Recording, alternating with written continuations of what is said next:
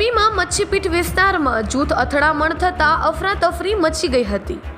પ્રાપ્ત વિગત અનુસાર મોરબીમાં મચ્છીપીઠ વિસ્તારમાં એક જ સમાજના બે જૂથો વચ્ચે અથડામણ થતાં બંને જૂથોએ સામસામે પથ્થરમારો અને સોડા બોટલના ઘા કર્યા હતા। તો ઘટનાની જાણ થતાં પોલીસ કાફલો ઘટના સ્થળે પહોંચ્યો હતો અને છરી સહિતના હથિયારો કબજે કરી ઈજાગ્રસ્તને મોરબી સિવિલ હોસ્પિટલમાં સારવાર અર્થે ખસેડવામાં આવ્યા હતા અને સ્થિતિ વધુ વણસે નહીં તે માટે Morbi LCB SOG A division પોલીસનો ચુસ્ત બંદોબસ્ત ગોઠવી દેવામાં આવ્યો છે।